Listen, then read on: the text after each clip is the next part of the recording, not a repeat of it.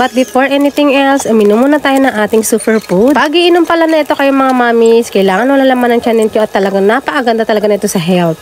Hello, good morning mga mamis. Ako nga pala si Mama Lai at samahan niyo ako sa aking ganap ngayong araw. Ngayong araw ay weekend at eto na naman ang ating schedule para maglaba. Opo, labandera na naman ang nanay ninyo. Hello, kamusta nga pala kayo? Magandang umaga. Ilang beses din pala kayo maglaba kada isang linggo? Ako, at dahil isa na lang ang aking sampayan nasira na nga ay talagang 2 beses na sa isang linggo. Pwede naman din yun para hindi tayo natatambakan. Minsan kasi, paiba-iba kasi ang panahon dito sa amin. Katulad niyan, kahapon ang init pero pagdating ng gabi hanggang madaling araw ay nag-uulan na. Kaninang alas 6 na umaga ay ako ay nagising dahil nag-uulan pa nga. Nawala na nga talaga ako ng pag-asa na makapaglaba pa. Pero maya-maya, pagising ko ulit ng alas 7, ayan, medyo umaaraw na. Grabe, totoo talagang himala. Kanina ko pa kasi itong madaling araw pinagdadasal na way ako ay makapaglaba kahit hanggang hapon lang. Nakakasanayan ko na kasi maglaba kada Sabado at Martes or Miyerkules. Basta papatak siya ng 2 beses kada isang linggo. Noon kasi ay 1 beses lang ako maglaba at kada Sabado nga yun. Yun nga lang, ang pinakapangit lang talaga, talagang nauubusan ako na masasampayan. Eh tamang nasira din yung isa kong sampayan, kaya ayun, nag-iisa na lang talagang natira. Sa totoo lang, masaya ako pag summer kasi nga mabilis tayo makapatuyo ng mga sinampay. Kaya napakahirap rin talaga na wala kang bubong at wala ka rin gate sa harap ng bahay nyo. Pero okay lang, thankful pa rin ako sa mga kapitbahay namin dito at talagang mababait sila. Halos wala ka nang maitang tao at wala kasi talagang mosang dito. Charis.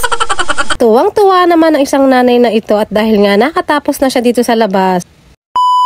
Eto na, pagpasok ko dito sa loob ay hindi pa rin talaga tayo tapos sa pagiging nanay. Kaya nagpapasalamat ako sa mga kapwa ko nanay na pare-pareho lang kami ng mga ginagawa at paulit-ulit lang. Kaya shout out sa atin lahat. At dahil hindi nga ako naglalabas at wala rin nga ang budget pang labas, eto, 4 na sulok na bahay lang talaga umiikot ang aking buhay.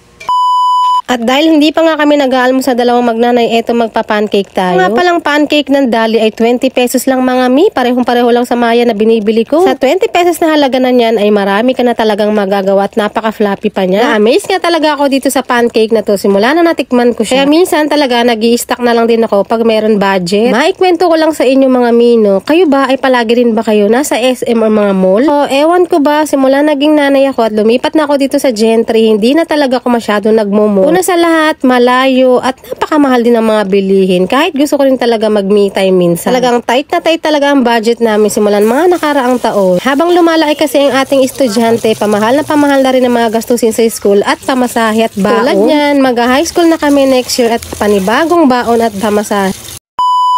Dahil may buwanang dalaw tayo, talagang wala ako sa mood magkakakain at talaga kasing kumikirot ang aking puso. Kaya eto mga min, nagtinapay na lang ako dahil busog din naman ako. Pagkatapos nga kumain ng aking bata-batuta, eto, naglinis na ako dito sa kusina at para makapagpahinga na rin. Mga mamis, baka pwede naman i-follow nyo ako sa aking TikTok account para po makapag-affiliate na rin ako. Wala pa kasi sa 600 followers ang aking follower, kaya di pa talaga ako makapagbenta-benta. Gusto ko rin kasi makatulong dito sa bahay kasi nga wala rin talaga akong trabaho. Kahit gusto ko magtrabaho ay hindi rin pumapayag yung asawa ko dahil nga walang kasama nga yung aking junakis. At dahil tuyo na yung ating mga nilaban, ayan, sobrang thankful ako at nakatuyo na talaga tayo. Yung tipong hindi na tayo makukuluban dahil nga nag-uulan kanina. O siya, follow for more vlogs. Salamat sa panonood.